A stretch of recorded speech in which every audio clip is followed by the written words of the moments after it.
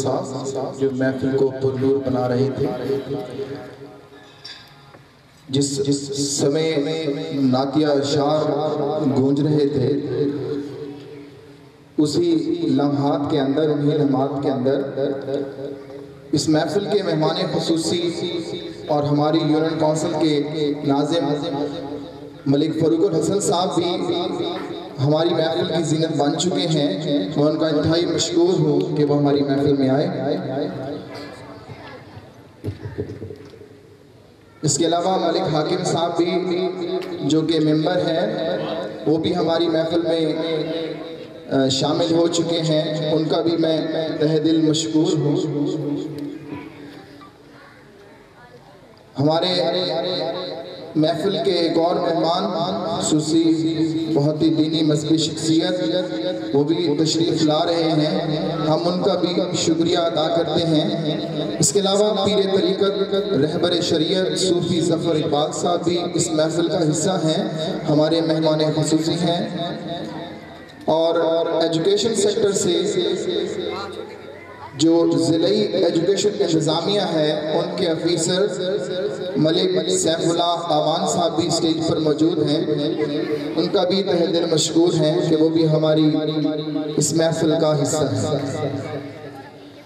کیونکہ یہ تعارفی پروگرام ہے, اوپننگ سیرمنی ہے, اور اوپننگ سیرمنی کو اتنا مختصر کر دیا جائے زیادہ بہتر ہوتا ہے. تو ہم وقت کو ضائع کیے بغیر انشاءاللہ اس پروگرام کو پروسیڈ کریں گے تاکہ جلد از جلد ہم اپنے فیچرز بھی بیان کر سکیں, یا جو اس ادارے کی ریپرزنٹیشن فیچرز ہیں وہ بھی ہم آپ کو بتا سکیں, اور ساتھ ساتھ ہم اس محفل کو اختتامی جو اس کے ایونٹس ہیں اس کی طرف بھی لے جا سکیں.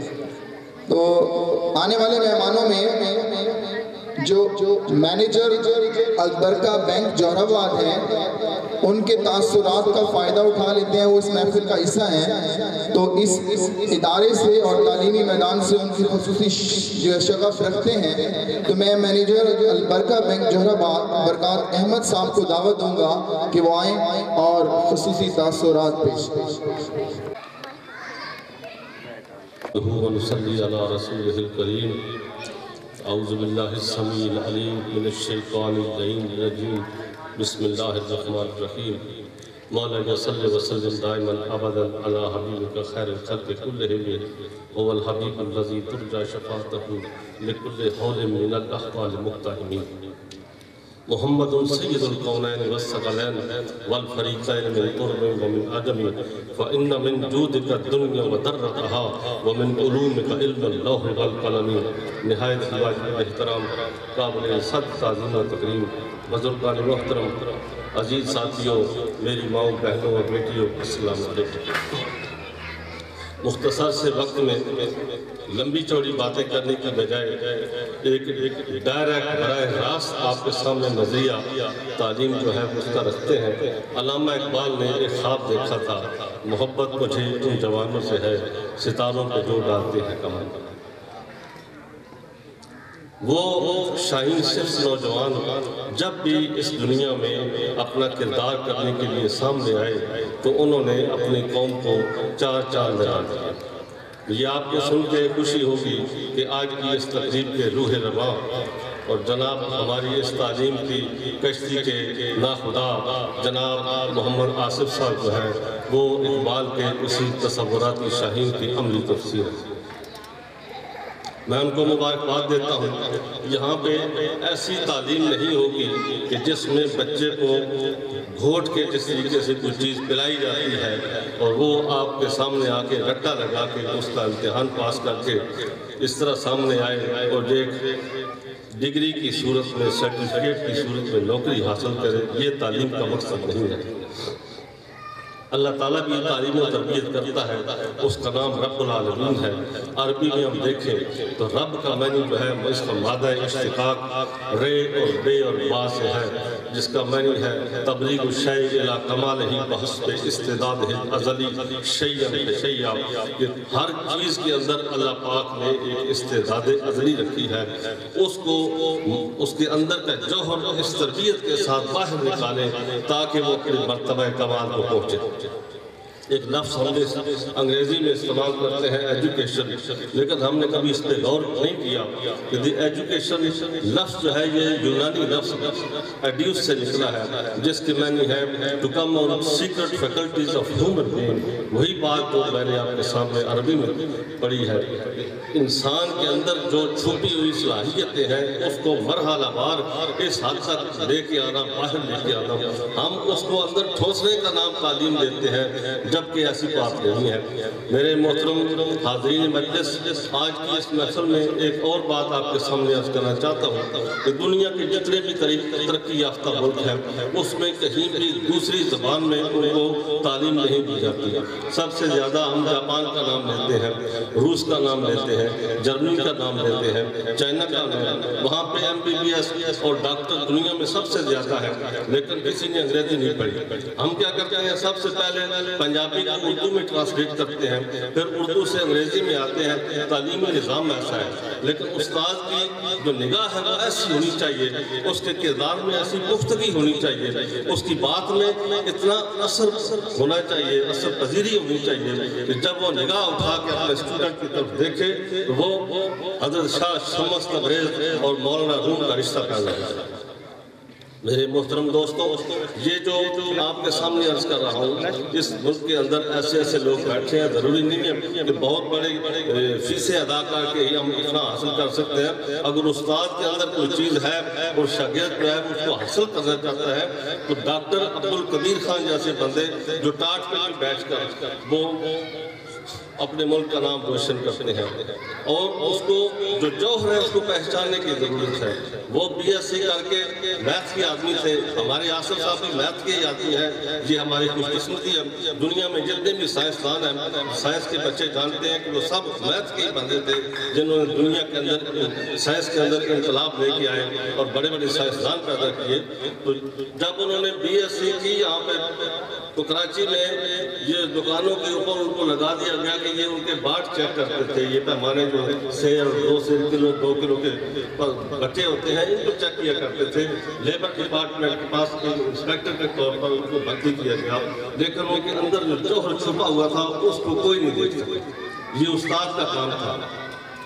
چنانچہ انہوں نے اسکالرشپ لیا، پھر جرمنی گئے، پھر وہاں سے سوئٹزرلینڈ گئے اور دوسرے ملکوں میں پھر PhD کی، پھر فزکس میں اعلیٰ مقام حاصل کیا۔ لیکن وہاں پہ جو ایک بات بتاتے ہیں، آج کی اس محفل میں آپ کی نظر کرتا ہوں، وہ کہتے ہیں کہ دنیا کے بڑے بڑے سائنسدان جو تھے انہوں نے میرے ساتھ کام کیا ہے، اور وہ خلائی لوگ جو تھے، خلائی سائنسدان تھے، انہوں نے جب وہاں پہ تحقیق کی تو واپس آ کے جب کوئی الجھاؤ پیدا ہوتا تھا تو ایک کمرے میں اکٹھے ہو جاتے تھے۔ اس کمرے میں اکٹھے ہو کر وہ مشورہ کرتے تھے، وہاں کسی مسلمان کو جانے کی اجازت نہیں تھی۔ کہتے ہیں کہ ایک دن میں جی چرا کے وہاں چلا گیا، میں نے اس کمرے میں جا کے دیکھا کہ ایک خاص چیز پڑی ہوئی ہے، اس کے اوپر ایک کپڑا دیا ہوا ہے، اٹھا کے دیکھا تو وہ قرآن پاک تھا۔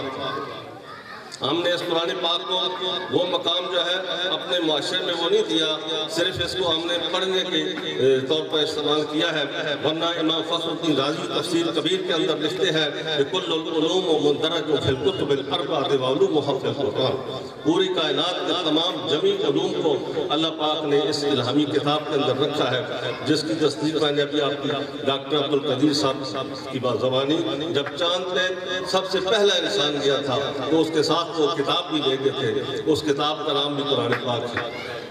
جب امام فخر الدین رازی سے یہ کہا گیا کہ آپ نے یہ کہا ہے کہ اس سورہ فاتحہ کے اندر 10,000 علوم رکھے ہیں، اور حضرت عبداللہ بن مسعود مفسر قرآن کہتے ہیں کہ اس قرآن کے اندر اللہ پاک نے ہر چیز کا علم رکھا ہے، اگر میرے اونٹ کی نکیل اور ایک رسہ بھی گم ہو جائے میں قرآن کو کھول کے یہ بتا سکتا ہوں کہ وہ کہاں پہ موجود ہے۔ میں اپنے بہن بھائیوں سے عرض کرنا چاہتا ہوں کہ اپنے بچوں کو صرف روزگار کے لیے تعلیم جو ہے نہ دلوائیے، بلکہ ان کو ایک اعلیٰ انسان، ایسا انسان جس کے بارے میں میرے آقا کریم علیہ السلام نے فرمایا اتقوا فراست المومن انہ ينظر بنور اللہ، مومن کی فراست سے ڈرو، وہ اللہ کے نور سے دیکھتا ہے، وہ چٹائی پہ بیٹھ کے بھی افلاق کو جو ہے اپنے قدم میں لے کے آ سکتا ہے۔ یہ اللہ کے پیارے نبی کریم علیہ السلام کی غلامی شرط ہے۔ جب ہم ان کو اپنی دین اور دنیا میں اپنا رہنما بنائیں گے، ان کی محبت کی شمع اپنے سینے میں روشن کریں گے تو پھر کیا ہوگا؟ ہمارے دین بھی جو ہے سمجھ جائے گا، ہماری دنیا بھی سمجھ جائے گی، ہماری یہ دنیا بھی جنت بن جائے گی اور آخرت میں تو جنت ہے ہی۔ اس لیے اس مختصر سے وقت میں نے اپنا وقت لیا ہے۔ آخری بات کرنا چاہتا ہوں، اس وقت دنیا کے اندر جو دریافت ہوا کہ کتنے علوم ہیں، تقریباً 1,18,000 علوم اس دنیا کے اندر موجود ہیں، اور ان میں سے اس وقت صرف 18,000 علوم ظاہر ہو چکے ہیں جو جدید ٹیکنالوجی کے دور میں جو ہے لوگوں کے پاس موجود ہیں۔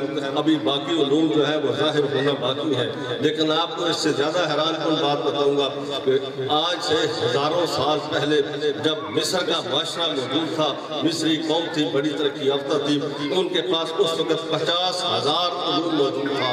انسان نے گویا ترقی نہیں کی بلکہ تنزلی ہے، اور وہ دور تھا ایک بھیڑ اور بکریاں چرانے والا چرواہا جو ہے وہ جنگل میں بیٹھا ہوا ہے، اس کے پاس ملک الموت آتا ہے، وہ کہتا ہے کہ ملک الموت اس وقت کہاں ہے، وہ زمین پہ لکیریں لگا کے اور یہ بتاتا ہے کہ اس وقت ملک الموت جو ہے میرے سامنے کھڑا ہے۔ اس نے کہا تمہیں کیسے پتہ چلا؟ اس نے کہا میں نے اپنا حساب علم کی روشنی میں لگایا ہے، میں نے زمین و آسمان کی تلاش کی ہے، مجھے کہیں سے ملک الموت نظر نہیں آیا۔ اس وقت دو بندوں میں سے ایک ہو سکتا ہے، میں تو ہو نہیں سکتا، لہذا تم ہوئے میرے سامنے۔ تو یہ علم ہے۔ اس دور کے اندر حضور نبی کریم علیہ السلام کی امت میں سے البیرونی کا نام سنا ہوگا، یہ ہمارے علاقے میں بھیرا شریف جو ہے وہ بھی بہت بڑی علمی درسگاہ ہے، یہاں سے بھی وہ گزر کے گئے تھے۔ تو جب بادشاہ نے اسے کہا کہ تم جو اپنے آپ کو کہتے ہو اور اس کی تبلیغ کرتے ہو کہ پوری کائنات کی جمی علوم ہماری الہامی کتاب کے اندر موجود ہے، تو ذرا بتاؤ اس وقت کہ میں نے اس محل کے کمرے کی کس دروازے کے راستے میں نے باہر جانا ہے؟ اگر تم نے جواب نہ دیا تو میں تمہیں موت کی نیند سلا دوں گا۔ چنانچہ انہوں نے ایک پرچی لکھی، حساب کیا، اور اس کے بعد وہ پرچی بند کر کے بادشاہ کو دے دی۔ اسے کہا کہ جب تم باہر چلے جاؤ تو پھر اس کو کھولنا۔ غور سے سنیے، جب بادشاہ یہ پرچی لے کے اپنے پاس رکھتا ہے تو اپنا دایاں پاؤں جو ہے بوٹ زمین پہ زور سے مارتا ہے اور حکم دیتا ہے کہ مشرق کی دیوار پہ ہے اس کو گرا دیا جائے۔ چنانچہ انہوں نے گرا دی اور وہ بادشاہ اس کے راستے اچھل کر باہر چلا جاتا ہے۔ پھر پرچی پڑھتا ہے تو اس میں بھی یہی لکھا ہے کہ اب تھوڑی دیر کے بعد بادشاہ سلامت اپنا دایاں پاؤں جو ہے زمین پہ ماریں گے اور زور سے اور حکم دیں گے کہ مشرق کی دیوار گرا دی جائے اور اس کے بعد باہر چلے جائیں گے۔ بادشاہ کو اور غصہ آ گیا، اس نے کہا کہ یہ یار میرے سامنے آ جاتا ہے، میں جو بھی بات کرتا ہوں یہ علم کی بات ہے، علم کی فضیلت ہے۔ ابھی میں نے آپ کے سامنے جب انشاءاللہ اور آئندہ پروگرام ہوتے رہیں گے، یہاں کے بچوں کو ہم انشاءاللہ اسی ظاہری علم اور لدنی علم یہ حضور نبی کریم علیہ السلام اور ان کی آل پر درود پاک پڑھنے سے حاصل ہوتا ہے۔ بخاری شریف کے اندر کتاب العلم ہے، اس میں حضرت ابو ہریرہ رضی اللہ تعالیٰ عنہ راوی ہے، وہ فرماتے ہیں کہ میں نے اللہ کے نبی صلی اللہ علیہ وسلم سے دو قسم کے علوم سیکھے ہیں، ایک وہ جو سب کو بتا دیا ہے، دوسرا نہیں بتایا، اگر بتا دوں تو تم میری گردن کاٹ دو، وہ اللہ کے ولیوں کو ملتا ہے، وہ حضور کے سچے غلاموں کو ملتا ہے۔ ہم کیوں نہ دین بھی سنواریں دنیا بھی سنواریں؟ اس کے لیے آصف صاحب کو ہم نے اپنا لیڈر منتخب کیا ہے، اس بہت بڑے کام کے لیے ان کے قدموں پہ بہت بڑی ذمہ داری ہے۔ ہماری دعا ہے کہ اللہ تعالیٰ ان کو اور ادارے کو چار چاند لگائے، اور نہ صرف یہ کہ اس سرگودا کے اندر بلکہ پورے پاکستان کے اندر اس کو ایسا ایک مثالی ادارہ بنا دیں۔ آپ لوگوں کو وہاں کریں۔ محفل کے اندر بول سٹی نیوز، ایکسپریس نیوز اور دنیا نیوز کے صحافیوں کو بھی خوش آمدید کہتے ہیں۔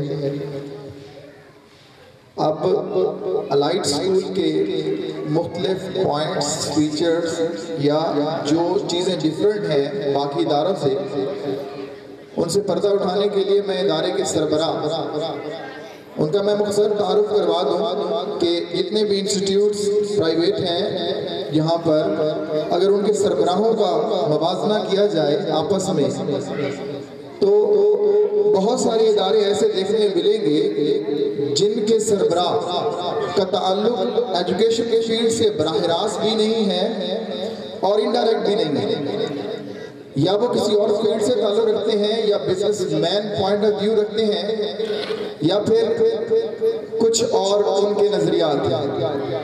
تو خوش قسمتی اس ادارے کی ہے کہ اس ادارے کے جو سربراہ ہیں جو کو رن کریں گے وہ اس ایڈمنسٹریشن میں آنے سے پہلے ایک بہترین معلم بھی رہے ہیں۔ انہوں نے گورنمنٹ سکولز میں بھی پڑھایا اور 100% رزلٹس لیے اور ایک پرائیویٹ انسٹیٹیوٹ بھی رن کیا جس کو ایک بالکل غیر معروف جگہ پر بنا کر ان سے بہت معروف لوگوں کو نکالا. ڈاکٹرز بھی ہیں ان کے شاگرد, انتہائی مذہبی شخصیت بھی ہے, لہٰذا اس ادارے میں سٹینڈرڈ ماڈرن ایجوکیشن کے ساتھ ساتھ ایک پیور اسلامک کلچر بھی دیکھنے کو ملے گا.